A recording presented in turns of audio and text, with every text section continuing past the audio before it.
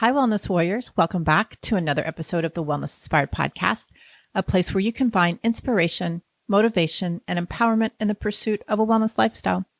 I'm your host, Sherry Davidson. I'm a wellness coach and acupuncturist in Houston, Texas, and I am deeply passionate about health and well-being. And as always, I'm here with my co-host, Finn.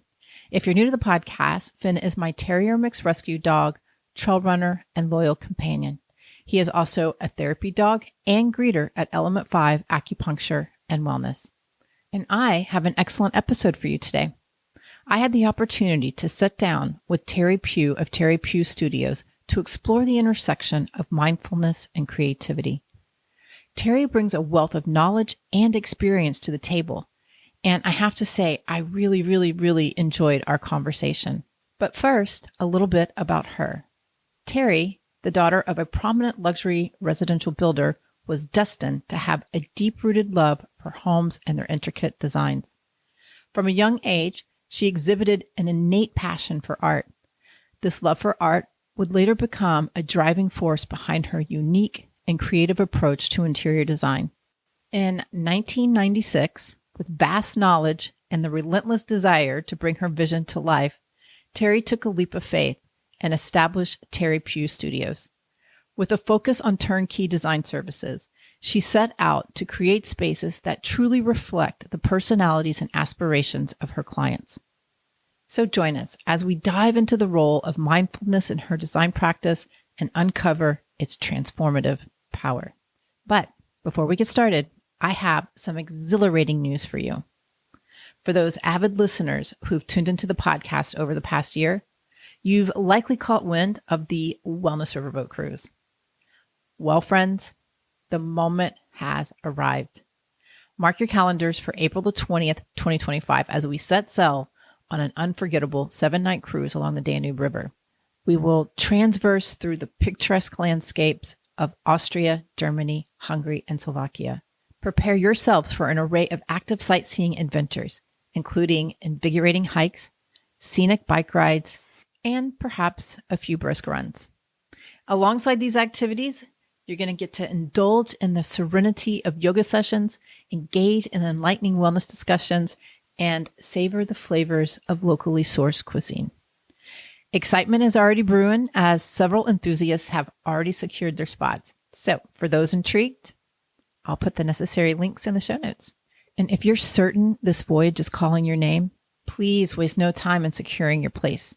The riverboat cruises tend to fill up rapidly. That's what prompted us to shift from this year to next year, because originally it was supposed to be in the fall of this year, but they didn't have the availability. So don't think about it too long. Seize this opportunity while you can. And one more thing before we move on, in an upcoming episode, I'll have the pleasure of hosting Laurie, the representative from Amma Waterways, and Tammy, a travel concierge, and we'll dive into the cruise experience further. So feel free to forward any burning questions my way, and I can ask them during that episode. And additionally, keep your eye out for an upcoming in-person event. I'll ensure that you stay inside the loop with all the details. Okay, let's do this.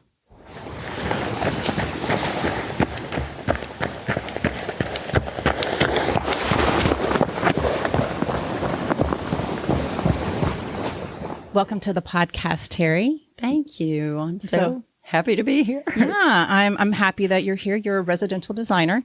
I do mostly residential, interior, high-end. Okay. A little bit of commercial. Well, we met at the Madabal showroom at the Decorative Center of Houston for the fall market. I did a mindful morning ritual meditation for interior designers, and it was focused on creativity and self-care. Yeah. So before we get into it, why don't you just tell people who you are, your business, and how you got into interior design? Yeah. So my name is Teri Pugh. My company is Teri Pugh Studio. And it's been a journey getting where I am. I started off in college studying art, graphic art, thinking that I would go and use that as my career. But I learned that it was so much more than that. I did more studio art, abstract painting, just the real creative side. And it was perfect for me because I would never have made it in any kind of engineering or doctoring or anything like that. Yeah, the creative side needed to be expressed. Yeah, for sure. Yeah. Yes, always. And so I carried that through and went out and started trying to get a job initially in a time when the economy was just not great. And I ended up going into sales, but I did for shelter magazines, lifestyle magazines, and an architectural magazine. But I've always kind of bebopped around architecture and interiors and art. And I just have a real love for that. So you were an art major. I was. Are you from here? You from Houston? There's another story altogether. I grew up in Southern California. Okay. Parents moved us here when I was 11. Okay. And so north of Houston in the Conroe area. Got to get horses and do all those other things that I love doing. I love horses.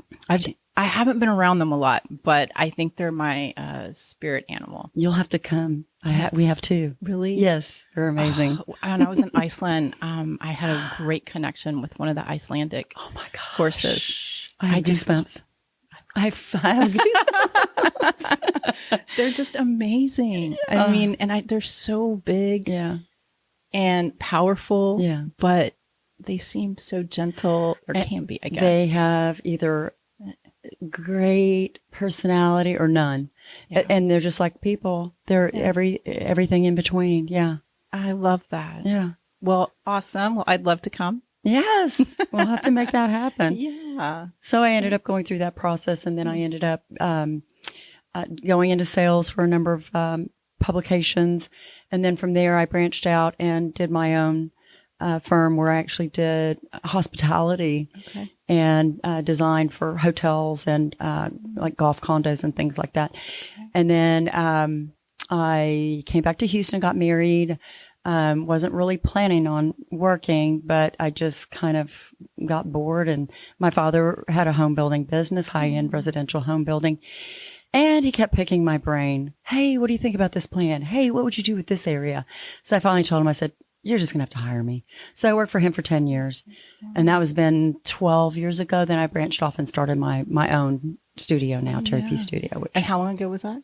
12 years ago. And I've been in the business, though, for probably over 20. Yeah. I looked at your website.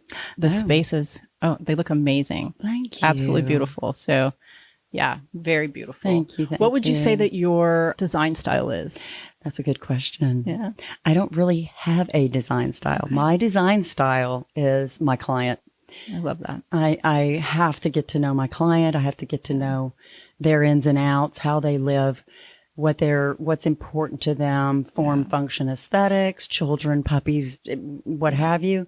And so what I like to do is get to know them and then pull in whatever style I like to. And I mix everything too. I don't really work off of any rules. Yeah, I love that. That's creativity, right? I think that's creativity. Get to be creative, yeah. Yeah, I love that. Candace was on the podcast. I guess we did we sat down a couple of weeks ago and we talked a lot about that. I love we did well. Yeah, I know. Me too. She's the best. Hers just went out yesterday or today. Oh, I need to listen to it. Yeah, it was good. We talked about well design. Yeah. So it was a big topic, you know, designing for the person. Yeah. So I really do. I love that. I think a lot of my peers do the same. Yeah. And so as far as style goes, if you look at my website, you can tell we do pretty much everything from traditional to modern to medical to a lot of different things. So you said you do some non-residential. Yeah. Is it hospitality that you're doing? No, that was my previous life. Now I'm doing, it is some dermatology clinics that, and what I like to do with those, they have 5 here in Houston, and we're getting ready to start doing another 2 in the Dallas area. Okay. And what I like to do with my commercial is I like to bring an element of residential into it. So I want it to a feel little more comfortable, more like home. Yeah. Not so rigid or medical. Clinical. Clinical is a good word. Yeah. Do you know I was an interior designer? I did not know that. Yeah. Yeah. I worked for PDR. Oh my gosh. Yeah. Cool. Long time You did ago. a lot of, It was a residential. long time ago. And when I lived in Austin, I worked with a residential architect. So I for was a in couple Austin years. for almost 20 years. Really? Yeah. That Do was, you, Diane Kett? no. Okay. She was an architect, but she was residential. Yeah. And that's who I worked with for about a year or two. That was when I was doing more of my hospitality Got and it. commercial. So Do you miss Austin? I miss being out in the open, Yeah. and I miss the outdoors part of it. I miss the hill country. I used to, my bedroom, I backed up to a green belt. And at night I could watch the moon just go like through the sky. And then when I moved to Houston, I'm like, I'm in a hole. Yeah. But yes, I do. I miss that very much. I do too. I'm originally from Houston, born and raised, but I lived in Austin for 8 years. Yeah. And I don't miss the traffic because the traffic is awful. Yeah. But I do miss the hill country. Yeah. And I do miss the lake. And I used to Yes. wakeboard and run Yep. and bike. And, Yep. Houston has it, but not like that. Lady Bird Lake, Bird which used to Lake. be Lake Austin when I was there. I used to run Yeah. or ride my bike. Is that when you did the triathlon? That is one of them. Yeah. Mhm. Yeah. I did the Austin half. And we did out at Lake Travis. I can't remember. I think it might have been Paleface Park or something where we Okay. did the swim. That wasn't Cap Texas, was it? They have one they've been doing for a year called Cap Texas. I would be think very it's a sprint. embarrassed to say what year that was. Yeah, that's okay. You don't have to. It was You don't have to talk about Forever ago. it. Well, that's awesome. Yeah. So what else? You did some hospitality. You're residential. You've been in business. Well, you started your studio 12 years ago. Yeah. This current portion of it. Yeah. And then I did interiors through my family's building business. Probably would think I was there 10 years. Yeah. And then prior to that, what I did in Austin, which was, like I said, mostly commercial. Yeah. Mhm. Well, very nice. Yeah. So you've been in the business for I've been quite around a little bit. That's awesome. So I just want to give our listeners an idea of what we're going to be talking about today, because we did meet at the mindful meditation where we talked about creativity and mindfulness. And so we're going to explore the intersection of mindfulness, creativity, and interior design. Okay. And before we do that, I want to set the stage for the episode by sharing the introduction I gave before the mindful meditation.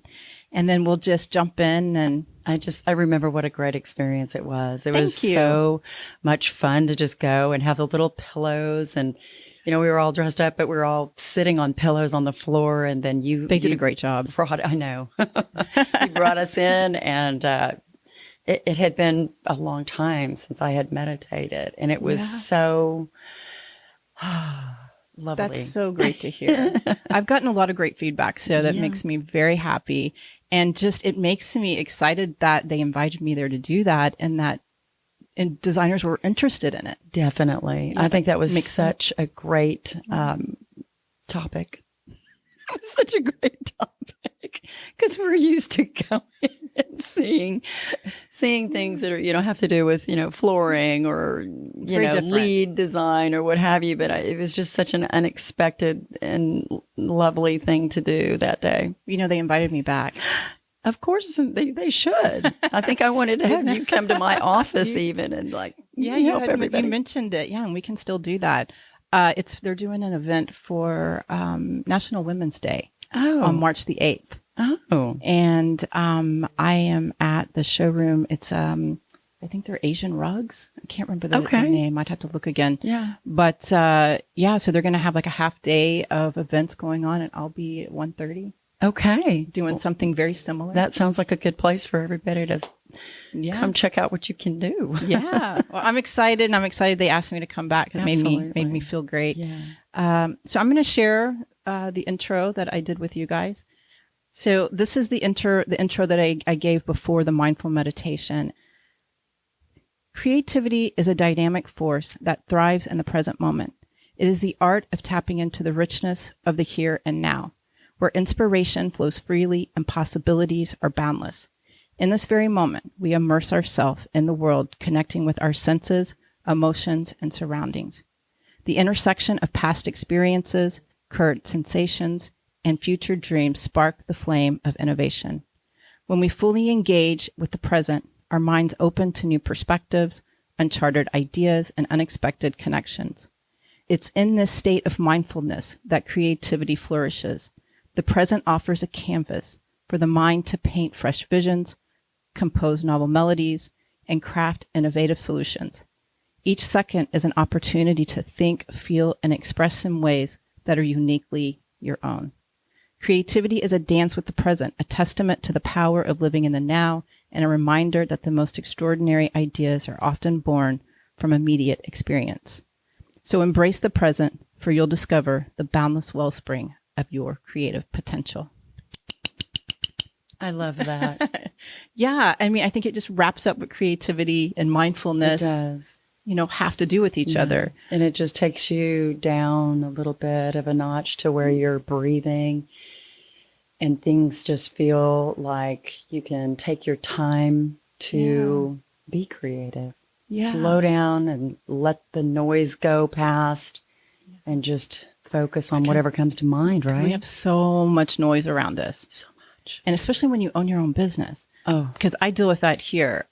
There's so many things I would love to just dump my time into and put all my time in this, but it's like, no, I've got to do the insurance, and no, I've got to make return phone calls and run a business, and you have employees. Yeah. So, and teams, and you have an office space, and you have clients. And so there is a lot of clatter. A lot of clatter. Yeah. Clatter and clutter. So what do you do? Do you have anything that you practice? How do you sift through all of that? So, like what you sort of taught us that morning over at the Deck Center was to take some time to reflect and meditate.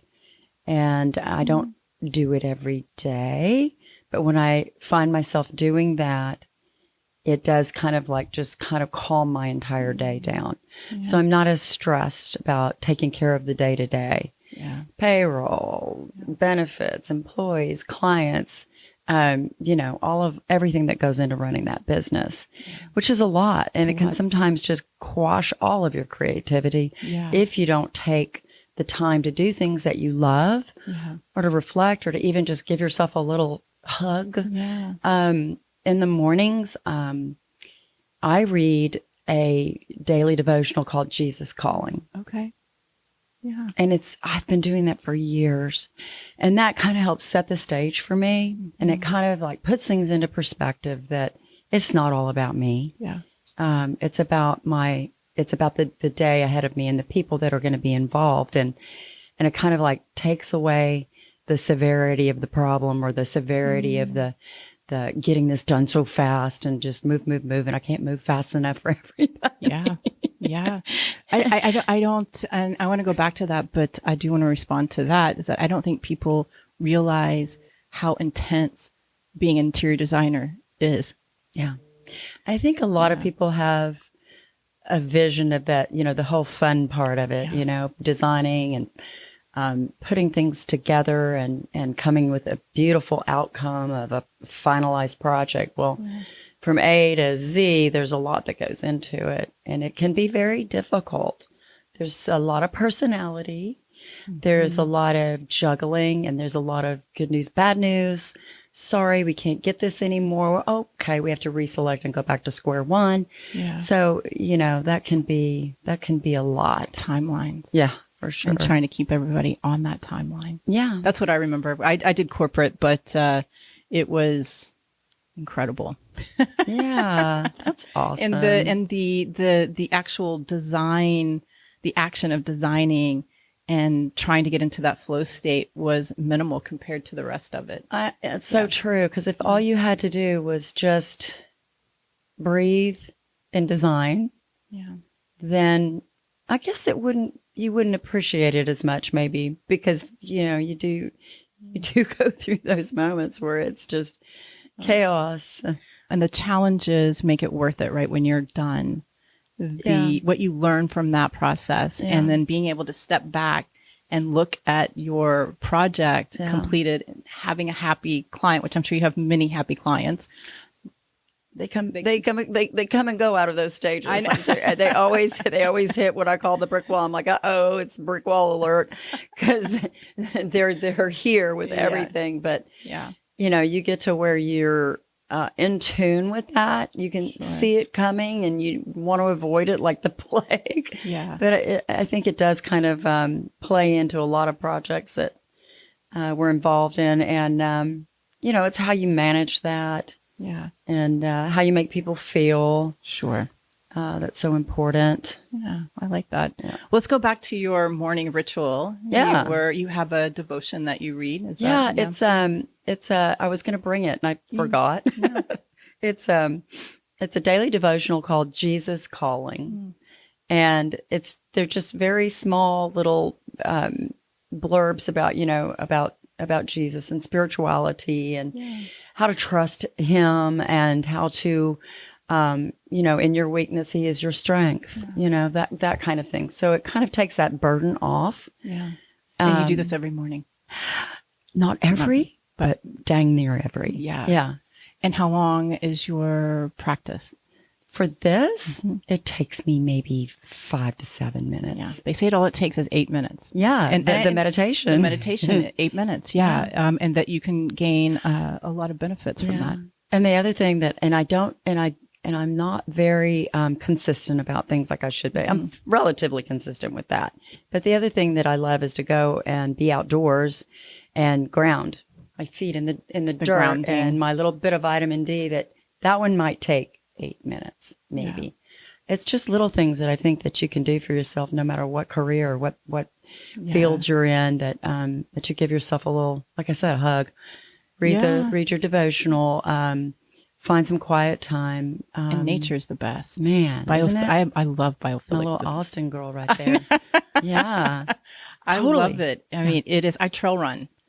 And that is my, I love traveling and trail running. Mm-hmm. So I get to explore and I have this adventurous side and just be in this, beautiful environment. I think, I went to the Faroe Islands and did a trail run. And I was out there for 7 hours. Oh my gosh. I bet you felt like $1 million when that was. Well, I was a little sore, but. Well, yeah, tired and sore. but mentally I was great. I love that. That's awesome. I think, I talk about biophilic design a lot on this podcast. And Jackie Berry, do you know Jackie Berry? No. She is a professor at HCC. Okay. But they apparently have a really amazing program. But I met her at PDR. Okay. And so she was on the podcast talking about biophilic design because there's just so many health benefits. Yeah. So I love that you do that. And you have horses. Animals are a whole nother healing. Yeah. There's being. Dividing your life into these little quadrants, and you can't spend your whole time in one area, it's you've got to give a little bit to each spot, right? Yeah. I love that. Thank you. Let me ask you this. So Albert Einstein said, creativity is intelligence having fun. I love that. I do too. That's why I put it. Really so like we can have a little fun. Yeah. So what does creativity mean to you? We talked a little bit too about this at the beginning, about that flow state and getting into that flow state. But what does creativity mean to me? I think it's a way of life for me. Mm-hmm. It's that space that I get to go to where I can challenge myself to come up with beautiful things. Yeah. And whether I'm inspired by nature or just, the thing is that every day is a different day. I don't live the same day every day. I don't even have the same schedule every day. Mm. And I think that works for me, and that also works for the creative type of person. Yeah. To not be boxed into, the same thing. Non-linear, no. I couldn't do it. We're adventurous souls. Yes, agreed. And you can be adventurous in your job as well, right? Yeah. Every day is different. Yes, very true. So I really like that. So we talked a little bit about fueling your creative spirit. I did read your about page. Oh. And it did talk about fueling your creative spirit. And you did talk about your horses. Yeah. And I guess time spent with your family. Yeah. What else? Your morning devotion. That, the horses, the dogs, nature, my family, my friends, my relationships. I think that's enough. It's good. Those are all good areas. So what about your creative process? Oh my Talk a little goodness. bit about that.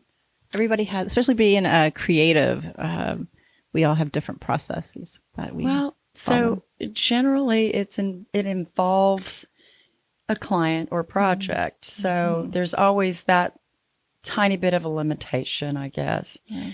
I am a painter too. So that creative process would probably be a little more fun for me to talk about. Go for it. Because I would assume that some of that applies, it's probably running in the background.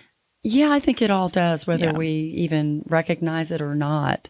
So when I'm about to do a painting, I generally work on very large format, 4 feet wide, 6 feet tall, or vice versa.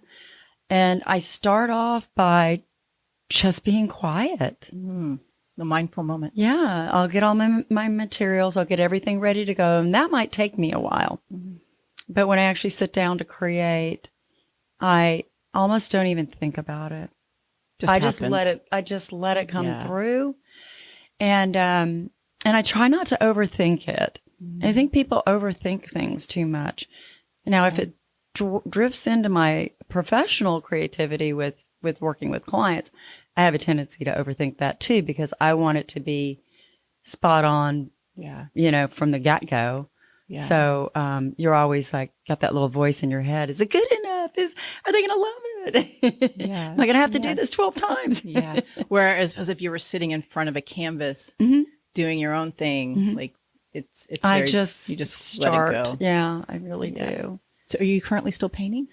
I have not in a while, but I would say probably within the last year, maybe 6 pieces. Yeah. But not right now. You do abstract? Yes. Yeah. Yes. And I do incorporate I'll do commission pieces for either other designers or for my clients or just for me to do. Nice. And I will incorporate a spiritual, like blessings. I don't ever really do scripture unless somebody wants me to. Yeah. And it fits all realms. Like I've done for every denomination of person. And I like to put into my pieces blessings into people's lives, into their homes. And this is something that will live in your home that's intended to just bless you on a daily basis. I love that. I need to get back into it a little more. Yeah. It's what I love. I'm happiest like with the paintbrush in my hand. I tell everybody that. But, Yeah, I love the spiritual piece of that, because I feel like it gives things also more meaning. Yeah. When that kind of intention is behind it. Yeah. So have you ever seen like Water for Chocolate? I love that movie. Really? I read the book and I love the movie. It's one of those movies that is almost better than the book, or at least as good, right? So I didn't read the book, but I have seen the movie. Oh, you need to get the book. And it, there's that part where they're in the kitchen, they're cooking and they're happy. And then when they sit down at the table, they're all happy. Yeah. And then the other part, and then I guess later on in the movie, they were crying while they were making the food. Yeah. And everybody started crying at the table eating. Yeah. Like it's that intention that was put into something creative. It all revolves around, like, every chapter in the book starts off with a recipe. Really? Oh my gosh. I need to get you this book. Yes. So it starts off with a recipe, and then it goes into how the family interacts. And like you said, there's the emotional portion of being happy, or the crying, or I would love to pick it back up and read it again. But yes, I do. I love that. I think you're the first person that I've ever mentioned that I'm book. Surprised, because you can ask me, like, do you know her? Do you know them? I'm like, yeah, I live in my own little bubble. Oh, that's great. Well, you've got me wanting to read the book now. But I think that it's so true. So what about your designs? Like I know you're working for clients, but how do you put that into your projects when working with clients? And I guess I should ask, do you, and how do you? Well, again, I think it's very unique to each individual or couple or family. So, I mean, it's kind of a dance, like getting to know each other and, finding out everything I need to know about how you live and, what your hopes and desires. And, what do you want? What do you like? What don't you like? It's a gathering process initially to learn as much as I can about the family. And then we start to look at the components of the residents, each of the spaces and how they want to use them and what, like for closets, for instance, what do you have? What do you want to store? What do you use on a daily basis? How much of that do you have? And does this mean something to you? And would you be interested in looking at maybe doing it a little differently? So it's just kind of one of those things that you get into. And maybe your passion too. I think when if you have a passion for something and really enjoy what you're doing, I think people sense that whether it's conscious or unconscious, they feel that, they feel something from you. Yeah, I agree with you on the conscious or unconscious level. Yeah, for sure. So I think that because there's people out there that don't enjoy what they're doing, and you can tell it comes through. It comes through in their work. Yeah, I know. And I am like an open book. If I'm having a bad day or if I got in a fight with my husband or whatever, I just can't be happy. I'm the same way. Everybody's like, oh God, here she comes. I'm like, it's not. Don't take it personally. I'm the same exact way. Are you? It's hard for me to act happy when I'm not. Yeah. Yeah. So I usually am just pretty transparent. And it's not you, it's me. Yeah. Don't worry. Yeah. Give me a day. I'll be fine. For sure. Let's see. Your puppy. Yes. Aww. Yes, I have I'm a dog mom. Yeah. He is my everything. He just had a chiropractic adjustment this morning. Oh, I think that's so cool. It is. It's been amazing. He was struggling. They do. Go ahead. Oh, I want to hear what you have to say. I've got a funny story. He was struggling with, he was having these episodes of really intense pain, and we couldn't figure out what it was. Like, I could see him going into spasm, but my vet, I took him to like 3 different vets and nobody could figure it out. So finally they just slapped a diagnosis on him. And they said that he had intervertebral disc disease. And I was like, I'm not sure, he's a trail runner and he was young. And I just refused to believe, but then I started to accept and I'm like, okay. His episodes started getting closer and closer together. And I started looking at ramps for my bed. I started looking at little booties to put on him so he could walk, because what happens with the intervertebral disc disease is it typically ends in paralysis. Like corgis. You always see them in little wheelchairs. Yeah. And I just decided to make him an appointment with this vet, and she's a chiropractor and acupuncturist. Yeah. And I took him. He did a series of treatments. It was in 2021, I think, or 2000. We came out of COVID. That was 2020. 4 years he hasn't had an episode. I love that.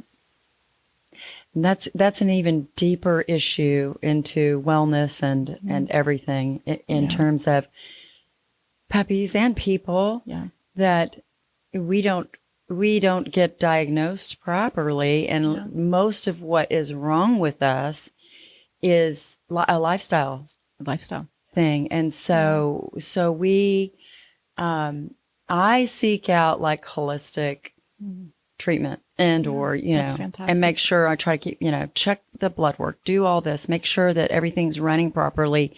And I do not embrace the sickness. I rebuke it. Because I actually went through a crazy kind of cancer scare thing that I prayer and I'm not having this. I'm not.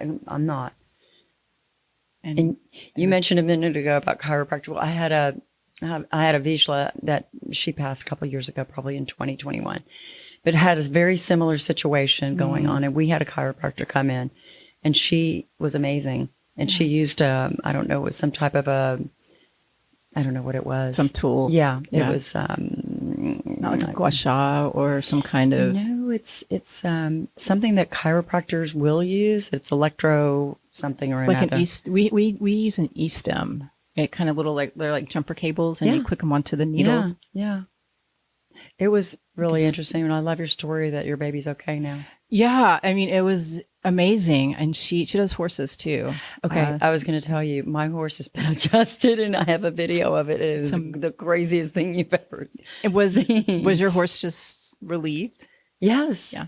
And you would touch him, on his withers or a certain area, and he would just tick, tick, tick, tick, tick, tick, and after they adjusted him, he was fine. Yeah, it's amazing. I mean, it's just really a testament to, unfortunately, I fight my chiropractor because I don't like being cracked. I don't either. I'm like, relax. But I believe. And especially after Finn, it was really a testament to, it's an amazing medicine, because right now his cocktail was muscle relaxers, painkillers, and anti-inflammatories, and that's what he was doing. No, he's good. Yeah, there's always another way to do it. Always another way to do it. But that's great that your horses are doing chiropractic adjustments too. I love that. I love it. Okay, I am curious about what turnkey means. I'm not familiar with that.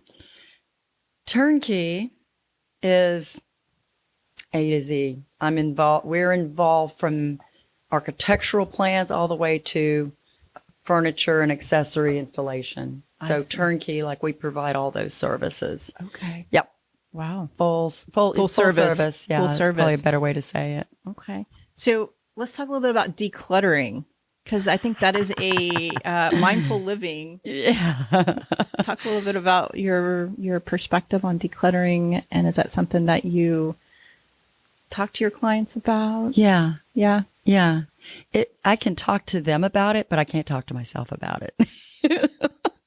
I have a problem. I do. But I don't like it. And so the main places in my home, I want everything put away, but then I have a nice collection of hoarding stuff. Not on this level, but maybe around here. It's a thing for me. I battle with that personally.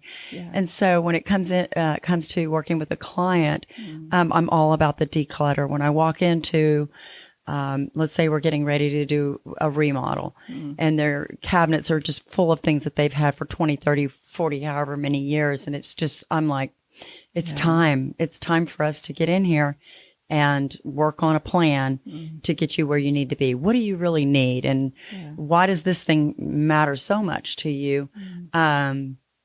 So that, and then in design as well, I like to keep things simple. I don't want to overdo it and have too much to, I would say not confuse, but it does, like you said, it really does stress people, I think. Stresses me. Yeah. Candace and I talked about it, and I was telling her, I've got a lot on my plate right now, so I'm doing a lot. And I'll look at my desk. Oh. And I will have papers and files and books and computers and iPads and newspapers, and I'll have to stop because it stresses me out. And I just have to clear everything off. Yeah. So I can think straight. I can't work. So we'll have a big 10-foot conference table with clients, and we'll have things out that we need to review or get approved or what have you. And it starts off very calm and just a few things on the table. And then as things come on to the table and we start building this monster, I'm like, okay, I need to get everything off this table and pick up where we left off. Yeah. There's a lot to be said for having too much. It's a distraction. I agree. I think unhealthy. I agree. And I think as far as creativity, I think some of the most simple projects, I wasn't quite sure what word to use, but I guess project and this can be super hard to do. Yeah. But that's where the art comes in, I think, because everything is you're so mindful about every piece of that project and how it all fits together. I can totally relate to that. Yeah. So I think I think that's one of the things I really like about Japanese architecture and design. That was one of the things that's how I got into Chinese medicine, was when I was in design school. I got into Japanese wooden houses.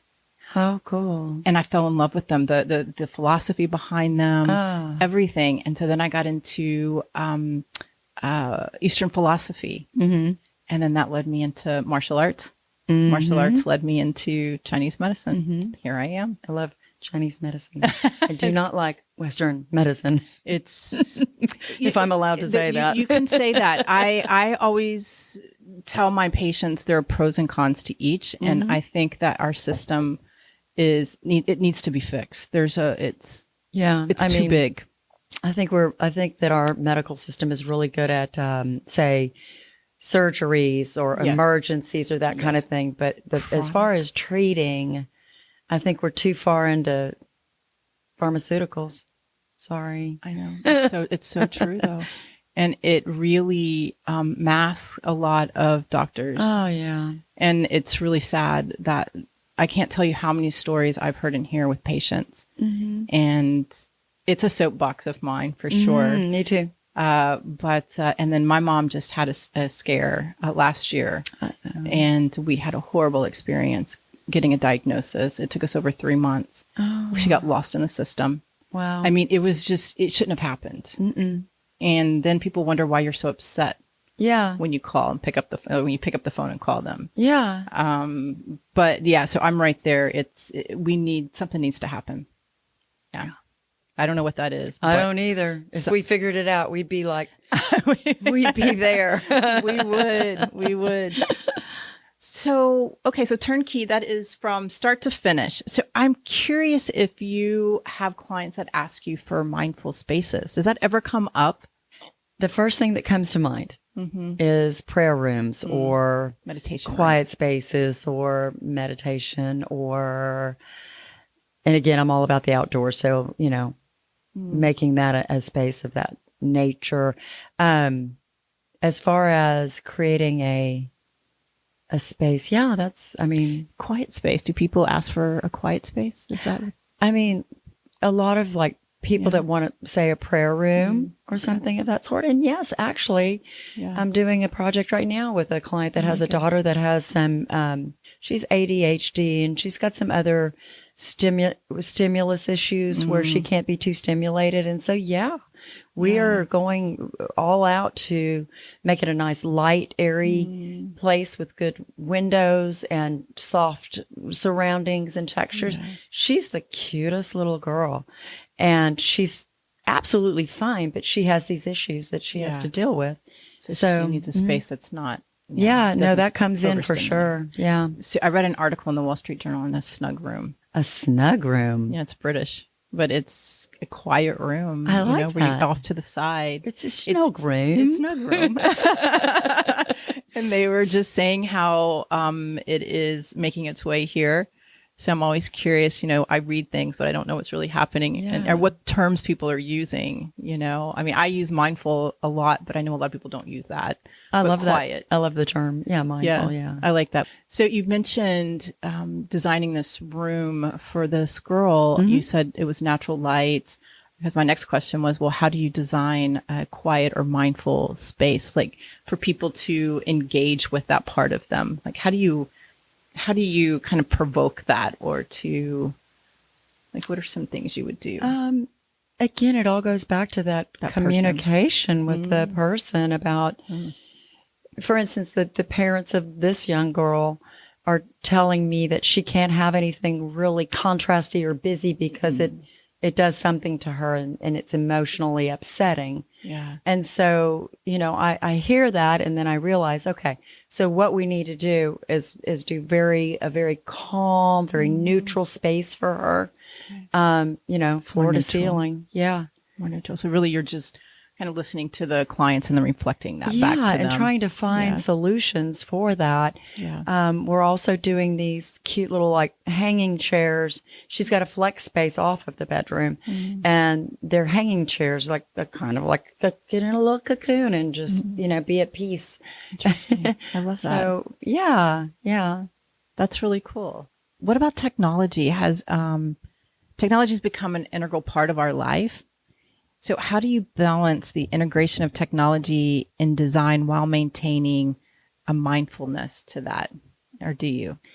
That is a great question. I find that the technology has just it just surpasses and gets to the point where it's just almost unmanageable. But I find that most people are demanding, from any type of like audio visual media room, security, too many televisions. Why do you need that many TVs?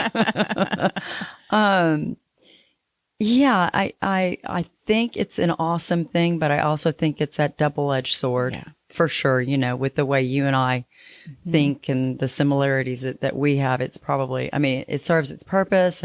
We're doing it right now. But the convenience of it, and then the devices, and the technology keeps changing. So you're out of date by the time you actually get ready to move in or install that's crazy. The systems, so it is kind of a battle, but it is also very interesting to see some of the things that they've come up with, like some of the speakers that one of the AV companies that we're working with, they actually install it behind the drywall, and it just you get perfect sound right through the drywall. Wow. But the other thing, like there's other, I can't think of it, it's a Samsung TV that doubles as a piece of art, so you put up a beautiful photograph or a piece of art or something when it's not the TV, and it's very slimline. And I think that's beautiful because I'd rather look at that than look at a TV. Just a blank screen. Yeah.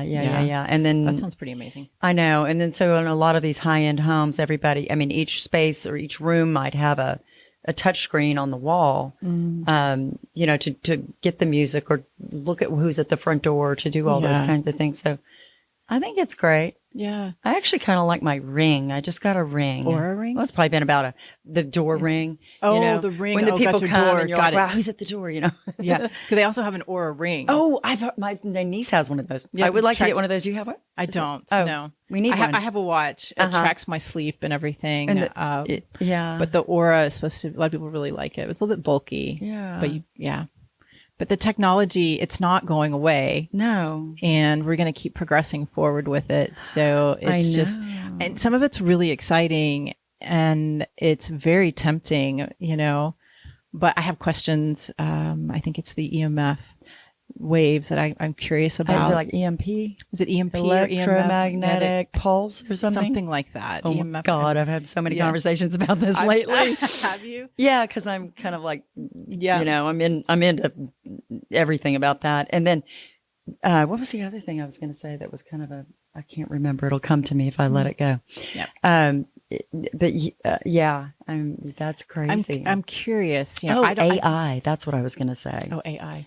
I don't know how much you follow or know or do. Follow a little bit. Okay. Yeah. So, that's something that's really interesting, but it's also kind of scary to me because, they're able to go in and they can take your voice and turn it into something else. Or they did something with Tom Hanks like that, where they, wanted to use him in movies, hundreds of years from now. I don't know. It's just mind boggling, actually. Yeah. It is. And I wonder how that's going to play into homes. Or have you seen anything? A little bit, very little. It's pretty new. I know. But then I think that that AI is actually becoming something that's taking over the human element and what people do for a living and work. Yeah. Like I can go on Chat GPT or whatever and say, I need to write a proposal for an interior design contract, blah, blah, blah, blah. Yeah. And then, boom, it's done. I see it's a great time saver, but then we start losing that, losing that human element that is so important. So there's a little fine line there. There is. So it'll be really interesting to see how it all plays out. Obviously there's a lot of talk around it. Mm-hmm. I know I listened to a couple podcasts. I think Sam Harris is one that he talks a lot about AI. I had a guy in here's technology. He swore up and down we weren't even close to AI yet. And so I thought that was interesting. Ooh. Yeah. But I think it is a little, especially thinking about your home and how everything is more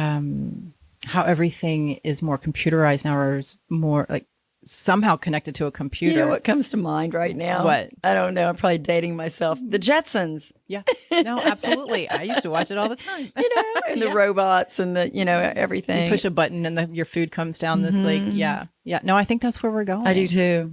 And there's a part of it that's really exciting and scary at the same time. So yeah, I totally hear what you're saying. I agree. I think we lose that sense of ability to do something. Like you have to kind of like a calculator. When calculators came out, people lost their ability. And I use a calculator all the time, but people before us lost their, we lost our ability to add quickly in our heads. My God, don't get me going. Yeah. Writing cursive. Yeah. Nobody does that anymore. No. I still print. Yes. Because I used to print on plans. Yeah.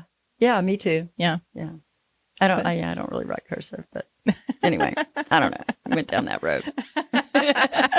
It's okay. It's a good road to go down. You know, there are things that are happening that are concerning. And have you, well, you're not really out purposely designing mindful spaces, are you? Or would you say that you design mindful spaces? I guess that'd be a better way to ask you. Now that you're posing that to me that way, it makes me think, basically, because every space that we design, we are putting thought into, what goes into this, say, dining room, and why, and how it works for those people. I think we're being mindful of pretty much everything we do. Now that you put it that way. Yeah. Yeah, you are doing mindful spaces. Yes, I design mindful spaces. Well, and I think the first thing you said that you design for your clients. Yeah. Like you listen to what they say and you reflect that back to them in their space. Yeah. And that takes a lot of thought. It takes a lot of thought. And also, I think the big thing is it takes a lot of thought and presence. You have to be present to listen to your client, to hear what they're saying. Yeah. That's huge. Yeah, it really is. And then to be able to reflect that back to them and design. And get it right. But it means you're present and you're listening. Yeah, it's a back and forth communication with them. Yeah, I think that's really beautiful. And you get a lot of joy out of that, Mm-hmm. Well, I am also a wellness coach.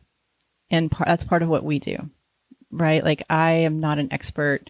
I'm an expert in acupuncture and Chinese medicine. Yeah. But when it comes to coaching, you're the expert of yourself. Because you know yourself. Or you're teaching people to know themselves. Yes. Yeah. So I collaborate with them on an idea or a goal that they might have, 5 years or a vision. They have this vision and we get in there and we talk about that vision and we start working on it, right? But I'm not here. I run. And if somebody wants to lose weight, and I've said this a million times on the podcast, but if somebody wants to lose weight, I run. I can't tell you to go run 5 miles a day to lose weight because it might not be a good fit for you. It works for you. It works for me. Yeah. Yeah. And to be able to design like that, I think is really great because you really are being mindful, being present, and reflecting that back. Thank you. I couldn't have said that any better. I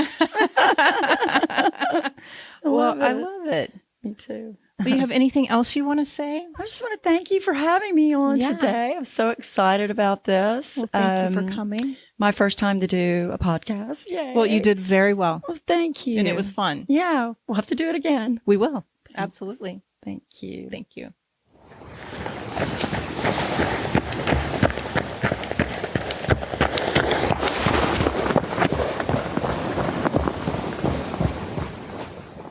If you like what you hear, please subscribe to the podcast and share with your family and friends. You can also give me a rating and review wherever you listen to your podcast. It helps others find me as well. To get updates on new episodes and wellness inspiration in your inbox, please join the Wellness Inspired community. Go to thewellnessinspiredpodcast.com to sign up. I'll put the link to the website in the show notes so you can click and join. Also, there's a Facebook community at The Wellness Inspired, and you can follow me on Instagram at wellness_inspired. If you're in the Houston area or just visiting and interested in our services, acupuncture, herbal medicine, cupping, zen shiatsu, or dry needling therapy, contact us. You can find out more on our website at element5om.com. That's element5, the number 5, om.com. And again, I'll put the link in the show notes. If you're interested in health and wellness coaching, we can connect in the clinic or on Zoom. Reach out to us and we'll get you on the schedule. And as always, I would love to hear your feedback. I am dedicated to bringing you great content that is inspiring and informative with an artsy, fun, edgy spin. Thank you so much for listening. We'll meet here again next time. And remember, never stop exploring, learning, loving, and being you. Bye.